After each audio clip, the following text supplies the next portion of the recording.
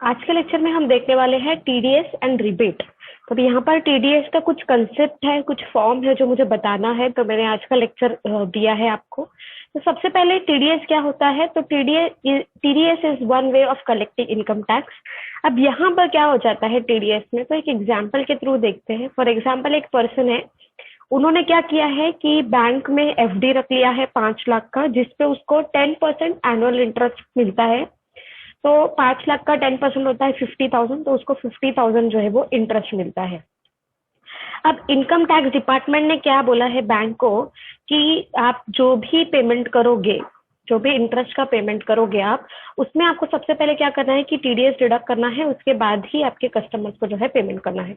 तो टीडीएस जो है वो डिडक्ट होता है पेई की तरफ से, तो जो पे कर रहा है पर्सन, वो टीडीएस जो है वो डिडक्ट करेगा। तो इस केस में बैंक जो है वो इंटरेस्ट पे करने वाली है, तो इस केस में बैंक को टीडीएस डिडक्ट करना पड़ेगा। तो फॉर एग्जाम्पल कि इंटरेस्ट पे 10% टीडीएस है, और तो 50,000 में से 5,000 टीडीएस जो है वो बैंक जमा करेगी इनकम टैक्स डिपार्टमेंट को, और जो 45,000 है उसका पेमेंट करेगी, जो भी उनका पेयर है, जो भी पेई है, उनको 45,000 का पेमेंट करेगी। अब ये जो भी टीडीएस डिडक्ट हुआ है, बैंक को ये सारा डिटेल एक पोर्टल पे अपडेट करना पड़ता है, जिसे ट्रेसेस पोर्टल कहा जाता है। जो टीडीएस का ट्रेसेस पोर्टल है, तो वहां पर उन्हें सारा डिटेल जो है वो अपलोड करना पड़ता है। तो ये जो ट्रेसेस पोर्टल पे अपलोड होता है, ये क्वार्टरली होता है, जिसमें जितने भी टीडीएस डिडक्ट हुए हैं वो सारे डिटेल्स डालना पड़ता है। तो फॉर एग्जांपल इस केस में इस पर्सन का, यहाँ पर इसका जो भी पैन नंबर है, उसका टीडीएस का अमाउंट है, वो सारा डिटेल बैंक को जो है वो ट्रेसेस पोर्टल पे डालना पड़ेगा। उसके बाद में बैंक को ट्रेसेस पोर्टल के थ्रू ही 26AS फॉर्म मिलता है हमें, और जो पेई है हमारा, जो भी हम जिसका डिडक्ट हो रहा है अमाउंट, जो भी हमारा डिडक्ट जिसका अमाउंट डिडक्ट हो रहा है, वो पर्सन बोलेगा कि आपने मुझे 45,000 क्यों पे किया है। तो बैंक उन्हें बता देंगी कि आपका 5,000 का जो है वो टीडीएस डिडक्ट हुआ है। तो उसके लिए उनको टीडीएस सर्टिफिकेट इशू करना पड़ता है, जिसको कहा जाता है फॉर्म 16A। अब यहाँ पर फॉर्म 16 भी होता है और 16A भी होता है। तो अगर सैलरी पे टीडीएस डिडक्ट हुआ है तो फॉर्म 16 होता है। सैलरी के अलावा अगर किसी एक्सपेंस पे टीडीएस डिडक्ट हुआ है तो उसके लिए फॉर्म 16A इशू किया जाता है। तो ये फॉर्म 16A, क्योंकि ये इंटरेस्ट पे है, इसीलिए यहाँ पर फॉर्म 16A जो है उस पर्सन को इशू किया जाएगा, जिसको टीडीएस सर्टिफिकेट भी कहा जाता है। ये सारा डिटेल्स हमें टीडीएस के पोर्टल्स पे भी मिल जाएगा। तो यहाँ पर मुझे ये एग्जाम्पल बताया था बिकॉज मुझे बताना था आपको कि फॉर्म 16A क्या होता है, और फॉर्म 26AF में हमारा जितना भी टीडीएस डिडक्ट हुआ है, रेंट का टीडीएस डिडक्ट हुआ है, अगर कमीशन का टीडीएस डिडक्ट हुआ है, एडवर्टाइजमेंट का टीडीएस डिडक्ट हुआ है, तो वो सारे हमें फॉर्म 26AS में अपडेटेड मिलते हैं। और ये फॉर्म 26AS हम ट्रेसेस पोर्टल से जो है वो डायरेक्टली डाउनलोड कर सकते हैं। तो इस तरह हमने देखा कि टीडीएस क्या होता है। नेक्स्ट हम देखेंगे कि रिबेट क्या होता है। तो जो भी हमारा टैक्सेबल इनकम आता है, जिस पर टैक्स चार्ज किया जाता है, उस पे गवर्नमेंट ने हमें रिबेट दिया है। A tax rebate is a refund that you are eligible for in case the taxes you pay exceed your liability. तभी यहाँ पर हमारा टैक्सेबल इनकम ने देखा है कि अगर 2.5 लाख तक है तो टैक्स नील होता है, 2.5 लाख से 5 लाख तक है तो 5% जो है वो इनकम टैक्स है, और 5 से 10 लाख है तो 20% इनकम टैक्स का रेट है।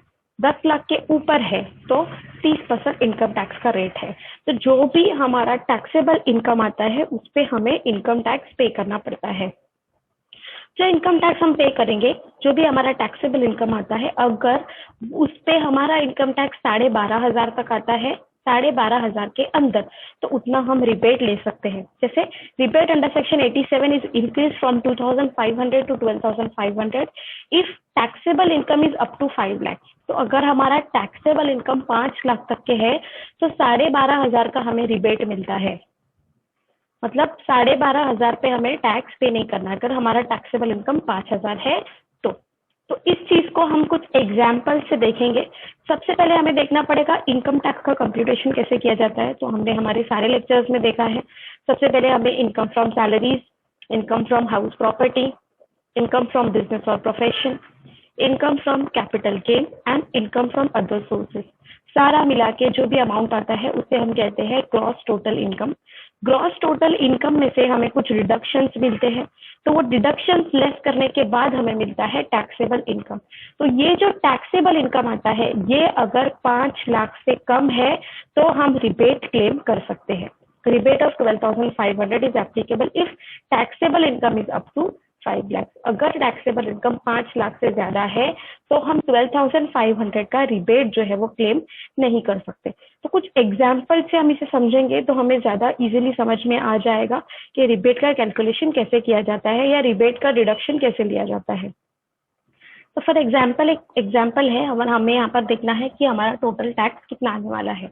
तो फर्स्ट केस में हम देखते हैं इनकम फ्रॉम सैलरी है 4 lakh, income from house property कुछ भी नहीं है, बिजनेस प्रोफेशन भी निल है, कैपिटल गेन भी निल है, अदर सोर्सेज भी निल है। तो क्रॉस टोटल इनकम हमारा हो गया 4 लाख लेस डिडक्शन। तो डिडक्शन फॉर एग्जाम्पल हमें 50,000 का डिडक्शन है, तो टैक्सेबल इनकम हो गया हमारा 3,50,000।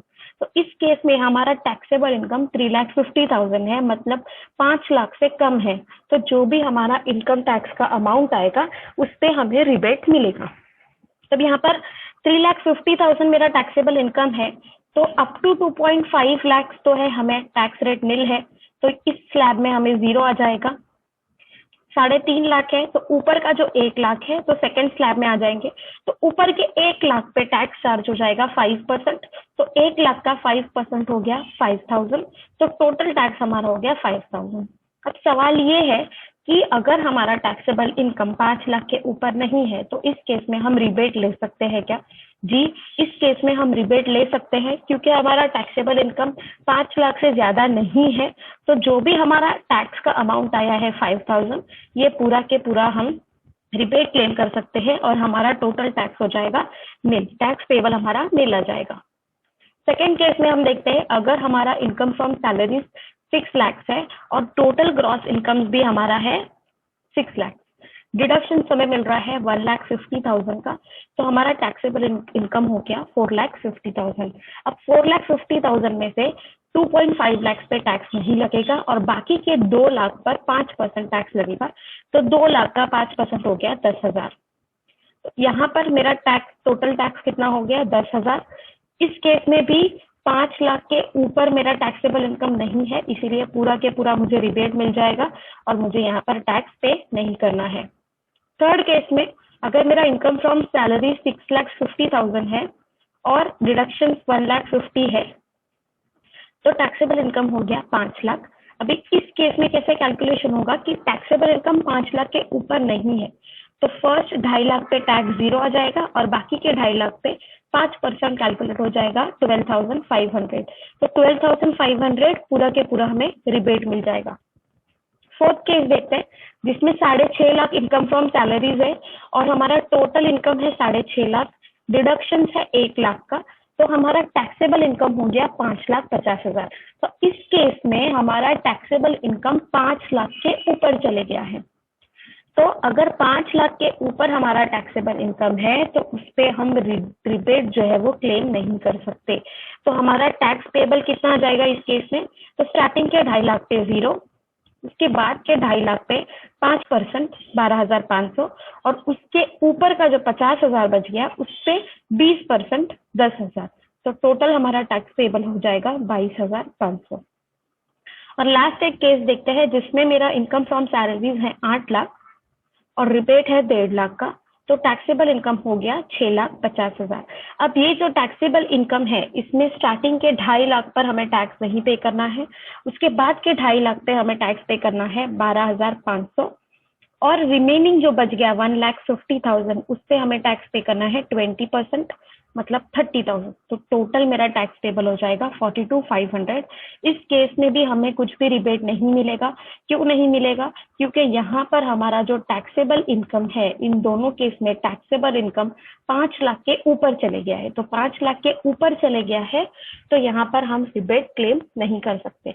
अगर आप देखोगे तो ये जो दिया हुआ है रिबेट का सिस्टम, ये स्मॉल टैक्स पेयर्स के लिए दिया है, मतलब जिनको ज्यादा प्रॉफिट नहीं होता उनके बिजनेस है, जिनका टैक्सेबल इनकम जो है वो ज्यादा नहीं होता।